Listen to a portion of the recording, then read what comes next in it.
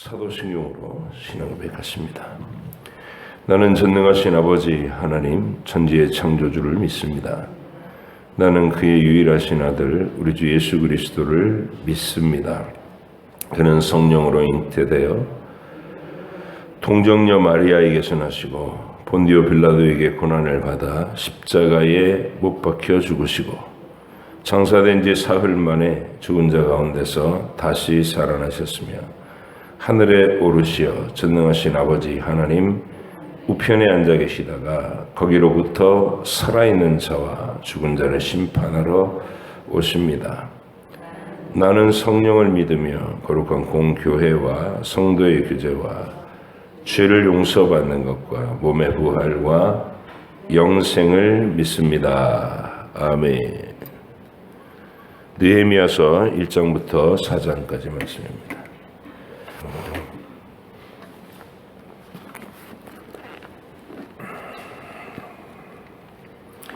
느헤미야서 1장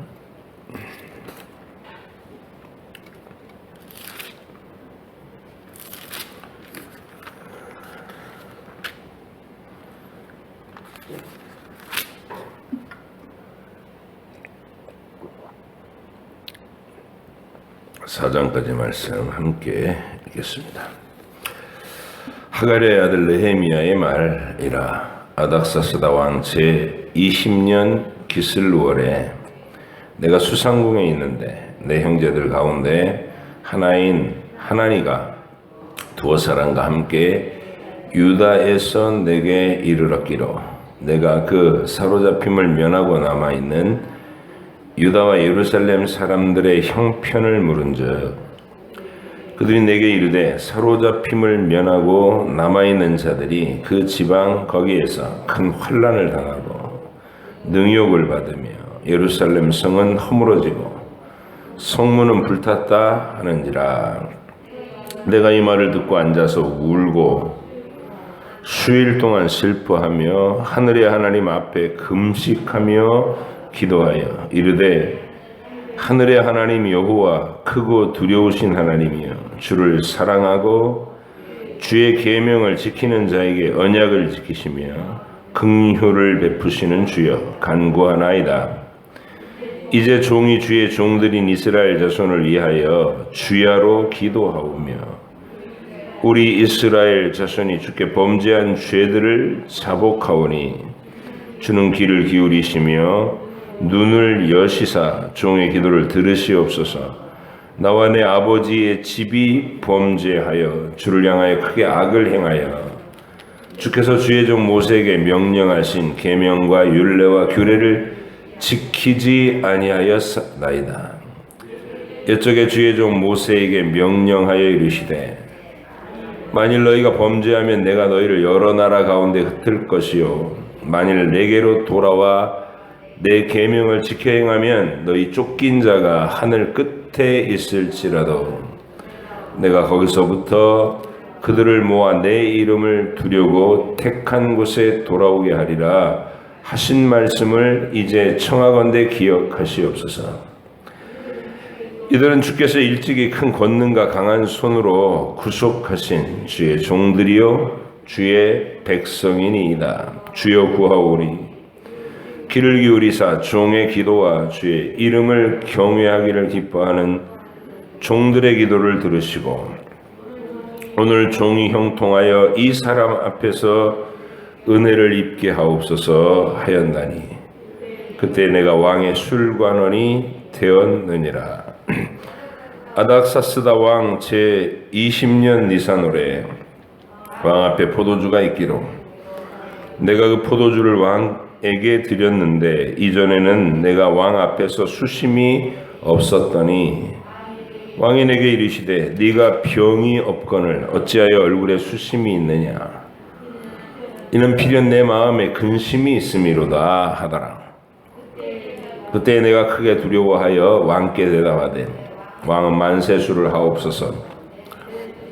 내 조상들의 묘실이 있는 성읍이 이제까지 황폐하고 성문이 불탔사오니 내가 어찌 얼굴에 수심이 없사오리까 하니 왕이 내게 이르시되 그러면 네가 무엇을 원하느냐 하시기로 내가 곧 하늘의 하나님께 묵도하고 왕에게 아뢰되 왕이 만일 좋게 여기시고 종이 왕의 목전에서 은혜를 얻었사오면 나를 유다 땅 나의 조상들의 묘실이 있는 성읍에 보내어 그 성을 건축하게 하옵소서 하였는데 그때 왕후도 왕 곁에 앉아 있었더라.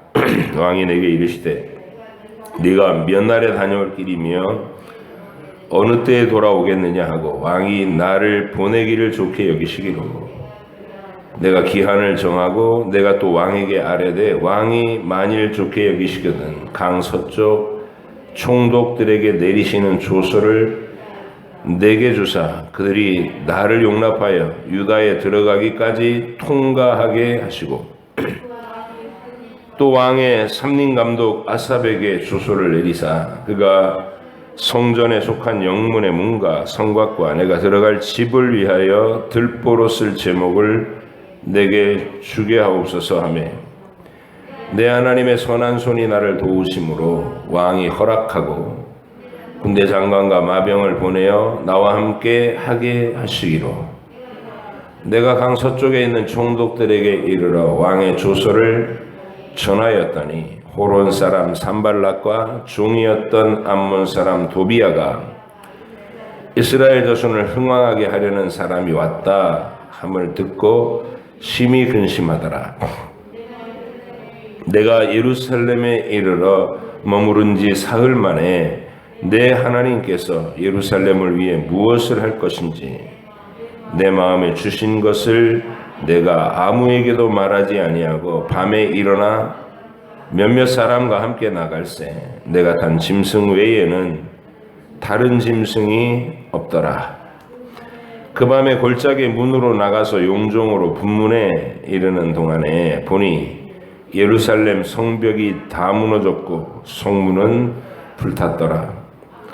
앞으로 나아가 샘문과 왕의 못에 이르러서는 탄 짐승이 지나갈 곳이 없는지라. 그 밤에 시내를 따라 올라가서 성벽을 살펴본 후에 돌아서 골짜기 문으로 들어와 돌아왔으나 방백들은 내가 어디 갔었으며 무엇을 하였는지 알지 못하였고 나도 그 일을 유다 사람들에게나 제사장들에게나 귀족들에게나 방백들에게나 그 외에 일하는 사들에게 알리지 아니하다가 후에 그들에게 이르기를 우리가 당한 공경은 너희도 보고 있는 바라.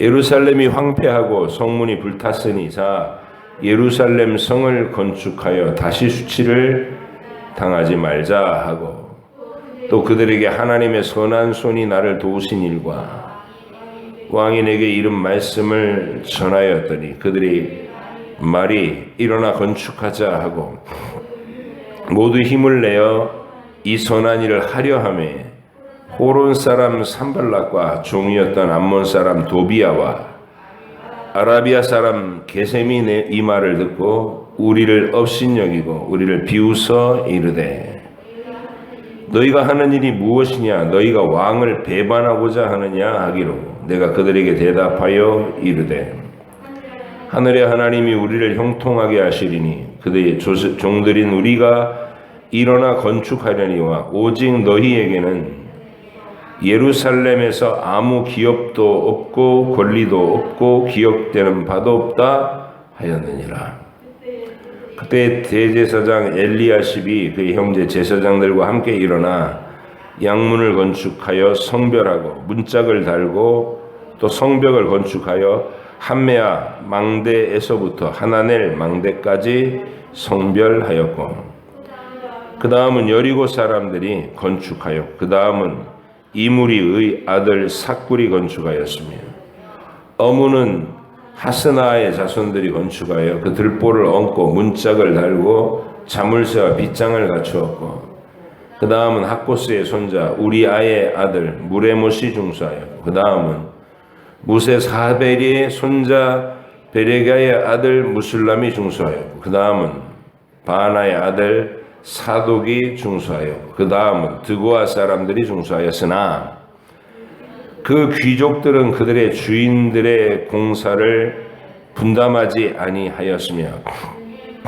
예문은 바세아의 아들 요야다와 부소드야의 아들 무술람이 중수하여 들보를 얹고 문짝을 달고 자물쇠와 빗장을 갖추었고, 그 다음은 기브온 사람 물야랴와 메로노 사람 야돈이 강서쪽 총독의 관할에 속한 기브온 사람들 및 미스바 사람들과 더불어 중수하였고, 그 다음은 금장색 할헤야의 아들 우시엘 등이 중수하였고, 그 다음은 향품 장사 하나냐 등이 중수하되 그들이 예루살렘의 넓은 성벽까지 하였고, 그 다음은 예루살렘 지방의 절반을 다스리는 후르의 아들 르바야가 중수하였고, 그 다음은 하루마베의 아들 여다야가 자기 집과 마주대한 곳을 중수하였고, 그 다음은 하삼느야의 아들 하투스가 중수하였고, 하림의 아들 말기야와 바핫 모함의 아들 하숨이 한 부분과 하덕 망대를 중수하였고, 그 다음은 예루살렘 지방 절반을 다스리는 할로헤스의 아들 살룸과 그의 딸들이 중수하였고, 골짜기 문은 한움과 산호와 주민이 중수하여 문을 세우며 문짝을 달고 자물쇠와 빗장을 갖추고, 또 분문까지 성벽 1000규빗을 중수하였고, 분문은 학게렘 지방을 다스리는 레갑의 아들 말기야와 중수하여 문을 세우며 문짝을 달고 자물쇠와 빗장을 갖추었고, 샘문은 미스바 지방을 다스리는 골 호세의 아들 살룬이 중수하여 문을 세우고 덮었으며 문짝을 달고 자물쇠와 빗장을 갖추고, 또 왕의 동산 근처 셀라 목가의 성벽을 중수하여 다윗성에서 내려오는 층계까지 이르렀고, 그 다음은 벳술 지방 절반을 다스리는 아스북의 아들 느헤미야가 중수하여 다윗의 묘실과 마주대한 곳에 이르고, 또 파서 만든 못을 지나 용사의 집까지 이르렀고, 그 다음은 레위 사람 바니의 아들 루훔이 중수하였고, 그 다음은 그일라 지방 절반을 다스리는 하사랴가 그 지방을 대표하여 중수하였고, 그 다음은 그들의 형제들 가운데 그일라 지방 절반을 다스리는 헤나닷의 아들 바웨가 중수하였고, 그 다음은 미스바를 다스리는 예수아의 아들 에셀이 한 부분을 중수하여 성 구비에 있는 군기고 맞은편까지 이르렀고, 그 다음은 사페의 아들 바룩이 한 부분을 힘써 중수하여 성 구비에서부터 대제사장 엘리야십의 진문에 이르렀고, 그 다음은 학고스의 손자 우리아의 아들 무레못이 한 부분을 중수하여 엘리야십의 진문에서부터 엘리야십의 진 모퉁이에 이르렀고, 그 다음은 평지에 사는 제사장들이 중수하였고, 그 다음은 베냐민과 핫숨이 자기 집 맞은편 부분을 중수하였고, 그 다음은 아나냐의 손자 마아세냐의 아들 아사랴가 자기 집에서 가까운 부분을 중수하였고, 그 다음에 헤나닷의 아들 빈누이가 한 부분을 중수하되 아사랴의 집에서부터 성 구비를 지나 성 모퉁이에 이르렀고, 우세의 아들 발랄은 성 구비 맞은편과 왕의 윗궁에서 내민 망대 맞은편 곧 시위청에서 가까운 부분을 중수하였고, 그 다음은 바로스의 아들 부다야가 중수하였고, 그때의 느디님 사람은 오벨에 거주하여 동쪽 수문과 마주대한 곳에서부터 내민 망대까지 이르렀느니라. 그 다음은 드고아 사람들이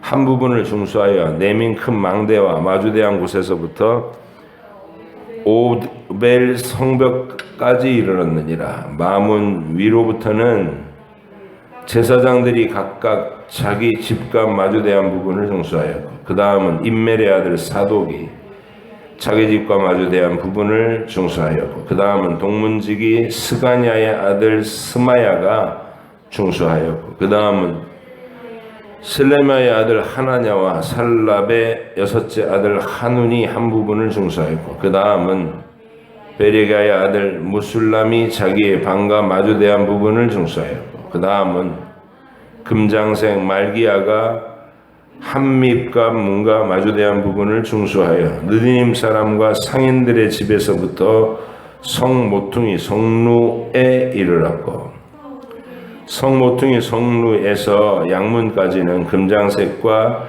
상인들이 중수하였느니라. 산발랏이 우리가 성을 건축한다 함을 듣고 크게 분노하여 유다 사람들을 비웃으며 자기 형제들과 사마리아 군대 앞에서 일러 말하되 이 미약한 유다 사람들이 하는 일이 무엇인가? 스스로 견고하게 하려는가? 제사를 드리려는가? 하루에 일을 마치려는가? 불탄 돌을 흙무더기에서 다시 일으키려고 하는가? 하고 암몬 사람 도비아는 곁에 있다가 이르되 그들이 건축하는 돌 성벽은 여호가 올라가도 곧 무너지리라 하더라. 우리 하나님이여 들으시옵소서. 우리가 업심여김을 당하나이다. 원하건대 그들이 욕하는 것을 자기들의 머리에 돌리사 노략거리가 되어 이방에 사로잡히게 하시고 주 앞에서 그들의 악을 덮어두지 마시며 그들의 죄를 도말하지 마옵소서. 그들이 건축하는 자 앞에서 주를 노하시게 하였음이니이다 하고 이에 우리가 성을 건축하여 전부가 연결되고 높이가 절반에 이르렀으니 이는 백성이 마음 들여 일을 하였습니다. 산발락과 도비아와 아라비아 사람 암몬 사람들과 아수도 사람들이 예루살렘 성이 중수되어 그 허물어진 틈이 메꾸어져 간다 함을 듣고 심히 분노하여 다 함께 꾀하기를 예루살렘으로 가서 치고 그곳을 요란하게 하자 하기로 우리가 우리 하나님께 기도하며 그들로 말미암아 파수꾼을 두어 주야로 방비하는데 유다 사람들은 이르기를 흙무더기가 아직도 많거늘 짐을 나르는 자의 힘이 다 빠졌으니 우리가 성을 건축하지 못하리라 하고 우리의 원수들은 이르기를 그들이 알지 못하고 보지 못하는 사이에 우리가 그들 가운데 달려 들어가서 살육하여 역사를 그치게 하리라 하고 그 원수들의 근처에 거주하는 유다 사람들도 그 각처에서 와서 10번이나 우리에게 말하기를 너희가 우리에게로 와야 하리라 하기로 내가 성벽 뒤의 낮고 넓은 곳에 백성이 그들의 종족을 따라 칼과 창과 활을 가지고 서 있게 하고 내가 돌아본 후에 일어나서 귀족들과 민장들과 남은 백성에게 말하기를 너희는 그들을 두려워하지 말고 지극히 크시고 두려우신 주를 기억하고 너희 형제와 자녀와 아내와 집을 위하여 싸우라 하였느니라. 우리의 대적이 우리가 그들의 의도를 의치채탐을 들으니라. 하나님이 그들의 꾀를 패하였으므로 우리가 다 성에 돌아와서 각각 일하였는데 그때로부터 내수와 사람들의 절반은 일하고 절반은 갑옷을 입고 창과 방패를 활을 가졌고 민장은 유다 온 족속의 뒤에 있었으며 성을 건축하는 자와 짐을 나르는 자는 다 각각 한 손으로 일을 하며 한 손에는 병기를 잡았는데 건축하는 자는 각각 허리에 칼을 차고 건축하며 나팔 부는 자는 내 곁에 섰었느니라. 내가 귀족들과 민장들과 남은 백성에게 이르기를 이 공사는 크고 넓음으로 우리가 성에서 떨어져 거리가 먼저 너희는 어디서든지 나팔 소리를 듣거든 그리로 모여서 우리에게로 나오라. 우리 하나님이 우리를 위하여 싸우시리라 하였느니라.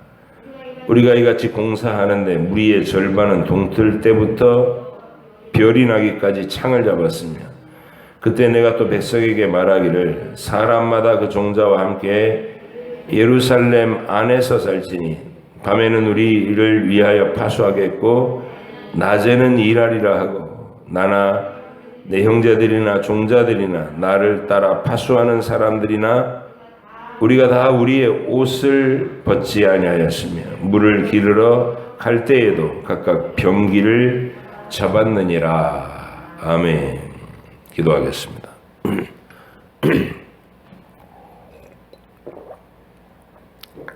하나님 아버지, 하나님께서 주의 크고 위대한 구원의 진리를 이루시기에 사용하신 역사, 온 우주와 만물과 그리고 인류의 역사가 다 주님의 주관하시는 바이오나, 특별히 그 중에 아브라함의 후손들을 택하셔서 이스라엘 유다의 이름으로 하나님이 보존하시고, 그들이 성전을 중심으로 한 구원의 진리를 계속 세상에 전하는 하나님의 표적으로, 하나님의 일꾼들로 이 세상에 존재했음에 감사합니다.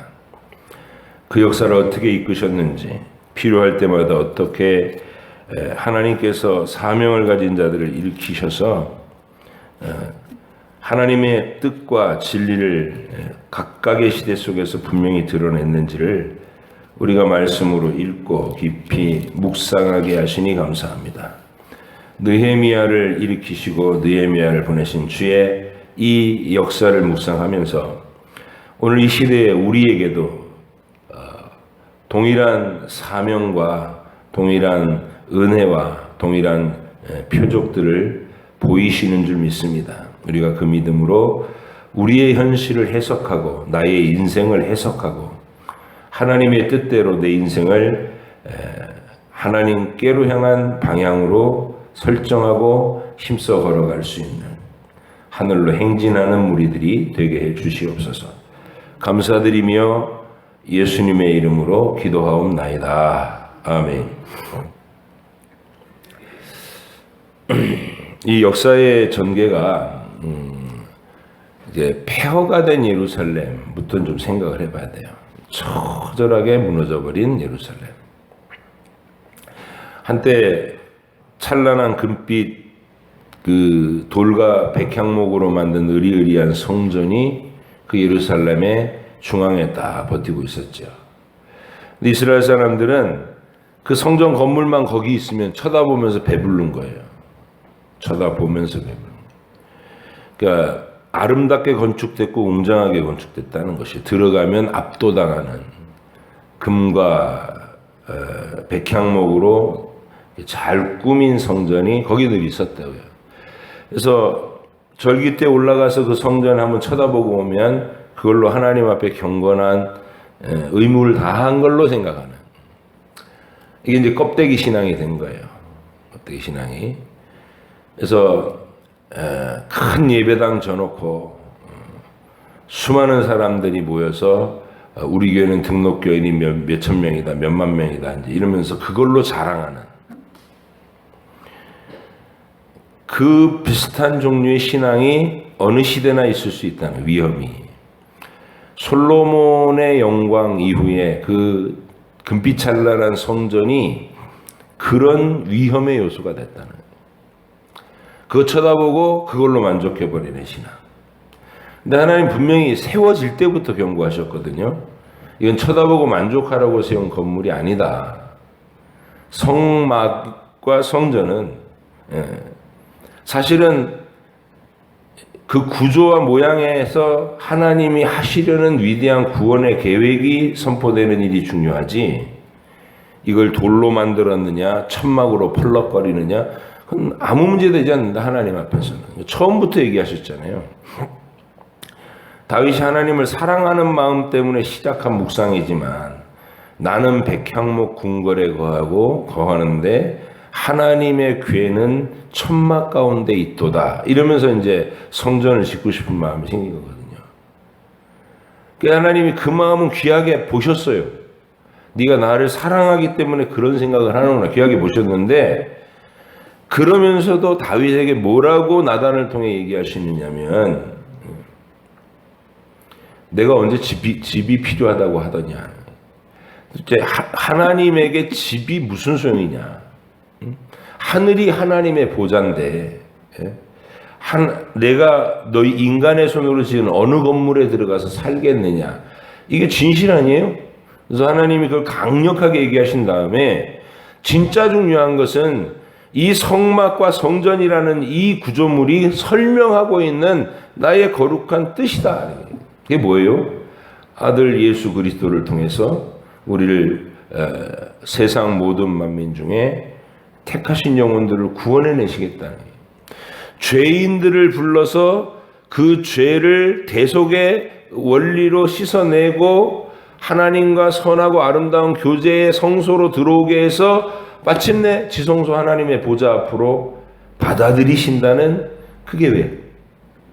그래서 처음부터 끝까지 양의 문이 되신 예수님, 번제단 위에 십자가 위에서 우리의 대속의 제물이 되시는 예수님, 물두멍에서 손발을 씻으면서 죄를 자백하면 매일 씻어주시겠다는 영원한 교제의 회복, 그리고 예수님을 상징하는 진리의 빛, 우리의 생명의 양식인 떡상, 그리고 향기, 영원한 완전한 향기.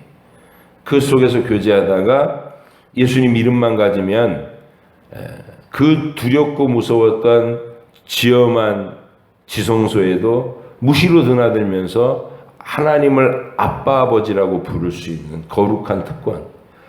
이게 성막에 가지고 있는 가장 중요한 내용이라는 거예요. 진리의 능력. 각 사람이 성막에 오면, 성전에 오면 그 위대한 사실을 누구나 묵상할 수 있고 그 묵상한 위대한 사실에 늘 하나님 앞에 감격을 품을 수 있게 하는 구조물. 그게 성막이고 성전이에요.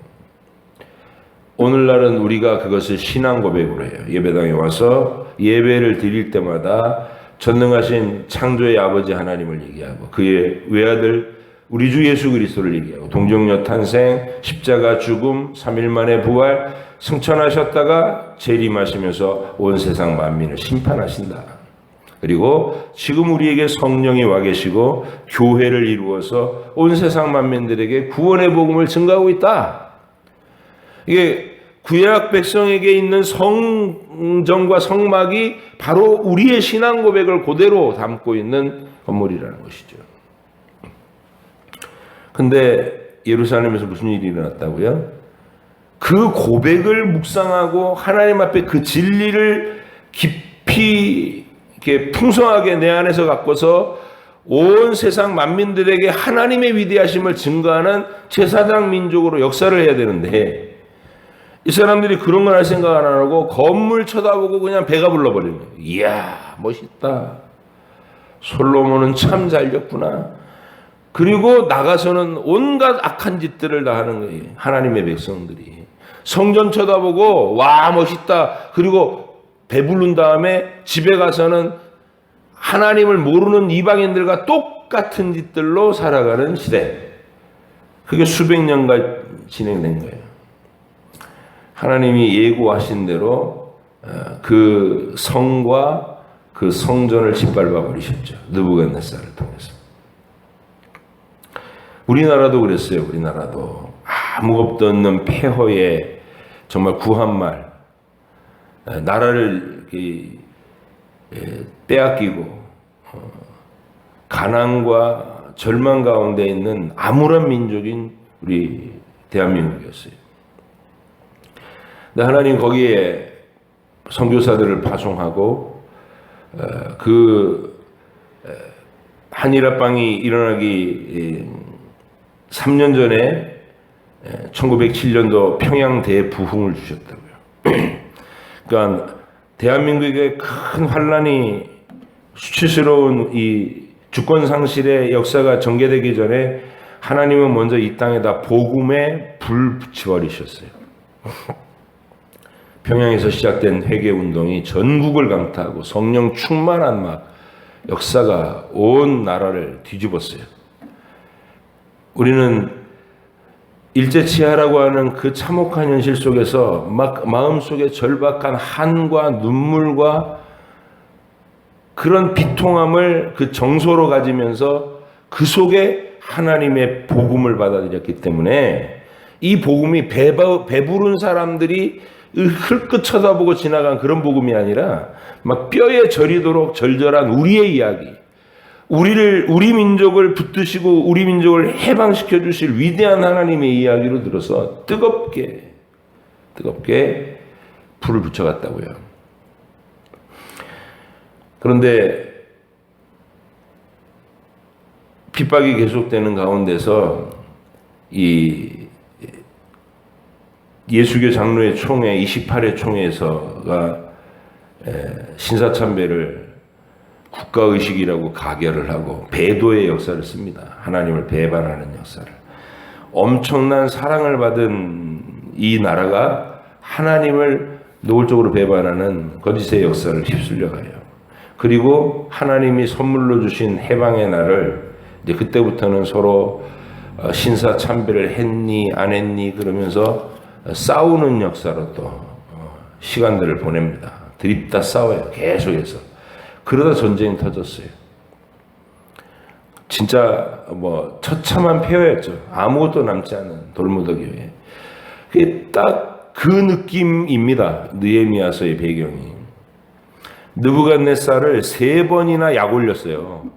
너 내 말 들어. 그러면서 왕을 세워놓고 갔는데 또 예레미야도 하나님의 음성을 받아서 바벨론에 대적하지 말고 협력하고 항복하고 끌려가서 하나님이 때리시는 매를 순하게 맞아라.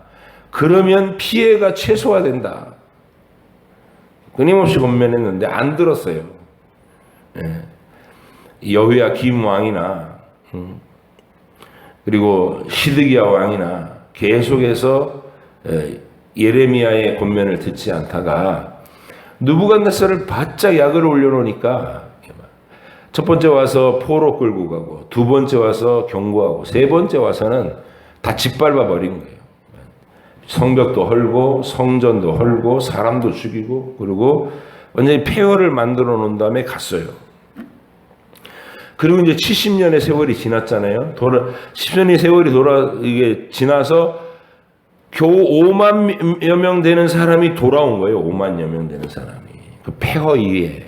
거기다가 성전을 지으려는데 그것도 우여곡절이 많아서 긴 세월이 걸렸죠. 몇십 년이 걸려서 성전이 덜렁 지어져요. 초라한 수룹바벨 성전이 지어진 겁니다. 그리고 또 계속 하염없이 세월이 흘러가는 거예요.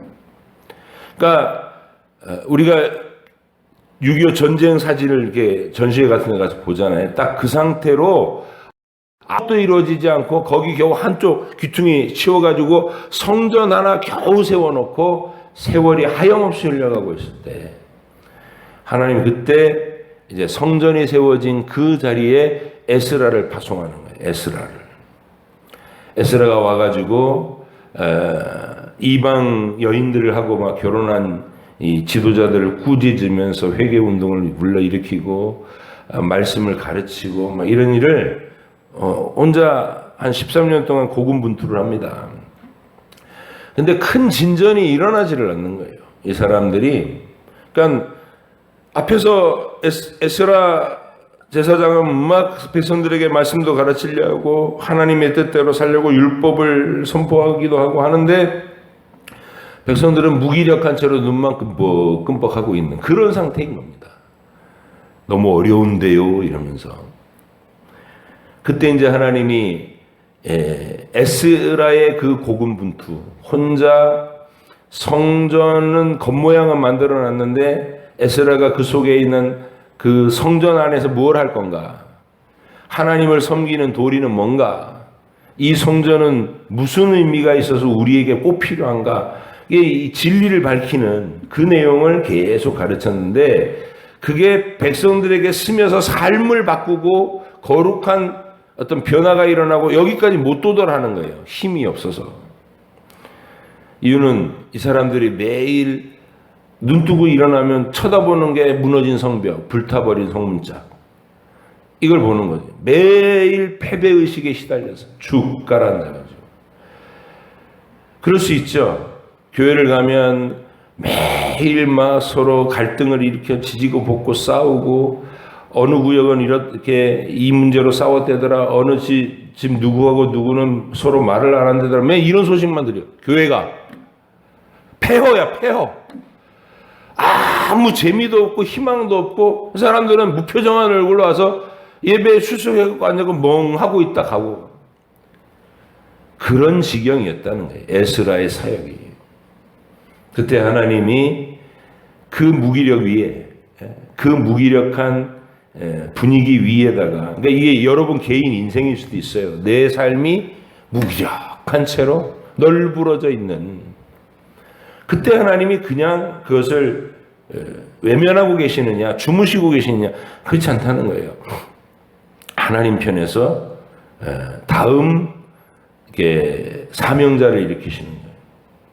에스라 때에도 우리가 그 에스라를 일으키시기 위해서 하나님이 하신 일은 아닥사스다 왕에게 신임을 얻게 하셔서 왕의 측근이 되게 하시잖아요. 페르시아의 온 천하의 권력을 거머쥔 자의 측근이 되게 하셔가지고 그 권력자가 그대의 간절히 원하는 바가 뭐냐, 내 하나님의 도성 예루살렘에 가서 그곳을 하나님의 뜻대로 좀 완전하게 만들고 오느니 그 일을 하고 싶습니다. 허락해 가라. 근데 에스라는 평소에 살아계신 하나님의 능력을 막 왕에게 자랑하고 간증하고 그러던 사람이라 우리가 가는 동안에 도적대한테 몰살을 당할 수도 있으니까 군대를 좀 빌려주십시오, 이런 말을 못했다는 거예요. 이분은 그게 신앙 고백이에요. 그래가지고 살아계신 하나님이 나를 지킨다. 군대도 호의도 받지 않고 도적대 강도대가 들끓는 그 긴 여정을 3개월여 걸리는 그 긴 여정을 걸어서 백성들이 끌고 왔다는 거예요. 그래서 그 아하와 강가에서 금식하고 백성들과 함께 다 어린아이들까지 금식하고 그리고 돌아왔던 사랑의 에스라예요. 네, 에스라가 돌아와서 13년간 사역을 하는데 지지부진합니다. 예루살렘 주민이 힘이 안 일어나. 이번에 하나님이 똑같은 아닥사스다 왕 치하에서 젊은 느헤미야, 이 행정관리를, 또 유대인 느헤미야를 왕의 신임을 얻는 자리로 올라가게 하십니다. 이 사람이요, 특이한 게 딱 우리가 오늘 본문을 펼쳐보니까 자기가, 이 사람은 페르시아에서 태어났을 거 아니에요. 그죠? 포로로 끌려가고 그 지역에서 지금 페르시아에서 터잡고 앉아서 거기서 왕의 어떤 신임으로 얻은 신하가 됐으니까 이민 3세, 4세, 그러면 물론 나의 고국은 어디야? 라고 이렇게 얘기할 수 있는 그건 있어도 뭐 뼈에 절인 그런 게 있겠어요? 자기가 태어난 곳은 어차피 그 페르시아인데. 근데 특이하게도 느헤미야가 예루살렘 소식에 굉장히 민감하다는 거예요. 이게 하나님 나라 관점이 서 있는 사람의 복된 마음입니다. 이 사람은 사실은 자기 인생은 걱정이 없어요. 페르시아에서 살았고 페르시아의 주류 무대로 올라갔잖아요. 왕의 최측근이에요. 왕이 얼마나 신이 많은지 이 사람이 눈에 안 보이면 왕이 힘들어해. 너 예루살렘에 간다니까 막 자기들의 조상의 묘가 다 파헤쳐지고 폐허가 된 예루살렘이 가슴 아픕니다. 막 이렇게 얘기하니까 보내면서도 언제 올 건데 이것부터 묻는. 그러니까 느헤미야는 페르시아에 살면 아무 걱정이 없을 사람이에요. 왕의 신임 속에서. 그런데 그의 마음은 늘 예루살렘에 꽂혀서 그들이 성문짝도 없는 곳에서 사람들한테 자주 유린당하고 모욕당하고 그런 비참한 삶을 삽니다. 이 소식을 들을 때마다 막 가슴이 끊어질 듯이 애간장이 녹는 거예요. 하나님 앞에 기도합니다. 오늘 1장을 펼쳐보면 그가 이스라엘 역사를 쭉 훑어내리면서 통회하고 자복하는 민족적인 기도를 하는 것을 읽을 수가 있어요. 이게 교회가 아니고 하나님 나라 관점인 겁니다. 여러분들이 여러분 가정생활이 직업 튼튼하고 가장이 돈 잘 벌어오고 자녀들 공부 잘하고 건강하고 화목하고 단란해. 내 가정은 뭐 걱정거리가 없어. 근데 하나님의 교회는 아까 말한 대로 막 지지고 볶고 맨날 싸우고 여기저기서 문제 터지고 막 그렇게 폐허가 돼 있어요. 그러면 아유, 교회는 내 몰라라 하고 그냥 나 우리 가족 즐거우면 되니까 맨날 여행 계획 세우고 가족끼리 단란하게 똘똘 뭉쳐가지고 딱 그렇게 살아가는 사람은 교회관이 없는 거예요. 하나님 나라 관점이 없는 거야. 그냥 나하고 내 새끼들만 행복하면 돼. 예, 아주 육신적인. 거듭나지 않은 가족의 전형을 보이는 거예요. 그런데 성령으로 거듭난 가족은 하나님의 교회에 대한 뜨거운 사랑이 있습니다. 모두에게. 우리 교회를 어떻게 하면 활기차게 하고, 어떻게 하면 평화롭게 하고, 어떻게 하면 사랑이 넘치게 하고, 어떻게 하면 진리로 충만하게 할까. 그 일이 눈을 뜨고 감을 때까지 늘 마음의 소원이고 내 마음에 기도하는 바고 추구하는 내용이 되는 사람. 그게 느헤미야입니다. 하나님 앞에 기도하는 거예요. 여러분 눈물겹게 기도할 때 여러분 개인의 자기 가정의 일, 내 소원, 나의 필요한 것들 이런 걸로 눈물겨운 기도도 가능하지만 무엇보다도 하나님의 교회를 위한 간절한 눈물의 기도가 있는가? 내가 교회를 위해서 눈물을 흘리며 기도해 보는 적이 있는가? 이게 느헤미야를 읽으면서 그런 묵상을 우리 꼭 해야 돼요. 하나님의 나라, 하나님의 교회. 내게 주신 이 소중한 터전, 내가 일평생 여기서 영적인 공급을 받고 있는데 이 교회를 위해서 뜨거운 눈물로 기도해 보는 적이 있는가? 점검하시고 하나님 앞에 자신을 세우시기 바랍니다. 그래서 이제 간절하게 기도하고 있는 중에 기도했더니 응답이 왔어요. 아닥사스다 왕 제20년 니산월에. 그러니까 왕의 최측근으로 이렇게 승진을 하더라. 기도하는 중에 승진하더라. 그러면 왜 승진시켜 주겠느냐는 거예요. 느헤미야가 예루살렘을 위해서 간절히 눈물로 기도하니까 그 눈물의 기도를 자기 힘으로 시행할 수 있도록 힘을 주기 위해서 하나님이 승진시켜 주는 거예요. 이 관점이 분명히 있어야 돼요. 요셉을 하나님이 총리 대신이 되게 하셔가지고 자기 가족들을 다 불러 모아서 책임질 수 있는 힘과 권력을 주시는 거죠. 하나님 나라의 열심을 품으니까 하나님이 그 열심을 이룰 힘도 주신다. 이게 여러분이 보람 있고 멋지게 살 수 있는 비결이라는 거. 하나님의 일에 여러분이 헌신하시면 하나님 나라에 애절한 마음을 갖고 계시면 그 선한 뜻을 이루게 하기 위해서 여러분의 손에 힘을 주신다. 돈도 주시고 사람도 주시고 지혜도 주시고 건강도 주시고. 그게 느헤미야입니다.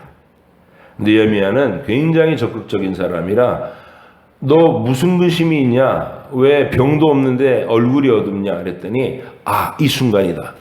하나님이 왕 앞에서 왕이 직접 무슨 사연이냐고 물어줬어요. 이게 얼마나 절묘한 타이밍이냐고. 안 놓치고 딱 붙잡아가지고 제가 지금 고민이 있습니다. 무슨 고민이냐? 예루살렘 얘기를 다 해요.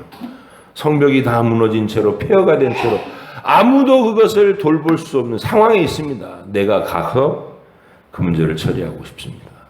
나를 총독으로 파견해 주십시오. 그런 얘기입니다. 그리고 내가 가서 거기서 필요한 것들, 관사도 짓고 이것저것 보수하려면 목재도 필요하고 그러니까 그런 것도 다 허락해 주십시오. 그래, 오케이, 결제한다. 그래가지고 하나님의 선한 도움으로 그리고 또 한 가지 더 있습니다. 가는 동안에 도적대들한테 해로움 당하지 않도록 군대도 호위해 주십시오. 느헤미야는 접근이 달라요. 에스라하고는. 에스라는 하나님은 살아계십니다. 자기 백성을 완전하게 보호하십니다. 이 소리 했다고 군대 좀 같이 호의 좀 해주세요. 이 소리를 못했다고 그래요. 네, 자기 금식하고 하나님께서 하시는 그 보호하심의 능력으로 위험한 지경이지만 통과하리라. 이게 에스라의 믿음이었고 느헤미야는 보다 더 세련되고 합리적인 거예요. 하나님이 도우시면 군대도 왕한테 요청할 수 있지. 호의도 해주세요. 돈도 주세요. 모든 그 필요한 재료도 주세요. 나한테 권한도 주세요. 총독으로서 권한도 주세요. 그리고 군대도 주세요. 우리를 호의해 주세요. 이렇게 요청할 수 있는 적극적인 성격의 느헤미야. 이 사람이 와서 딱 보니까 왜 이 백성이 무기력한가 파악을 해봤어요. 혼자서 예루살렘을 쭉 돌아보면서 이야, 나라도 절망스럽겠다. 이 느낌이 드네요. 돌무더기가 말 타고 지나가다가 더 이상 나갈 길이 없을 만큼 막 돌무더기 천지인 거예요. 그래서 이야, 이런 환경이면 나라도 무기력하겠다. 이것부터 해야 되겠다. 그래가지고 이 느헤미야가 세운 것이 성벽 보수. 이게 눈에 보이는 그 예루살렘을 정비하겠다. 그것부터 시작하는 겁니다. 여러분과 제가 경건한 삶을 살려면 여러분의 삶에 눈에 보이는 부분부터 다듬어야 돼요. 이게 널브러진 게으른 삶. 그게 남한테 민폐 끼치는 삶이에요. 바울은 그런 사람, 데살로니가에 그런 사람이죠. 데살로니가에 시한부 종말론에 빠져가지고 예수님 다시 오실 거니 학교도 갈 필요 없고 직장도 다닐 필요 없고 이러면서 집집마다 돌아다니면서 이게 말거리나 만드는 게으른 사람들, 일도 안 하고 그런 사람들한테 일하기 싫거든 먹지도 마라. 직장 구해갖고 출근해! 이렇게 얘기하는 거예요. 그래서 열심히 일하고 이게 그런 삶의 틀이 생겨야 마음과 정신이 건강해지고 그런 건강한 삶에 하나님을 향한 열정이 더 일어날 수 있다는 거예요. 그래서 이 느헤미야는 성벽 보수하고 그 다음에 에스라와 연대해가지고 말씀 부흥 일으키고 백성의 대대적인 변화를 이끌어내는 대각성 운동의 선두주자가 되는 거예요.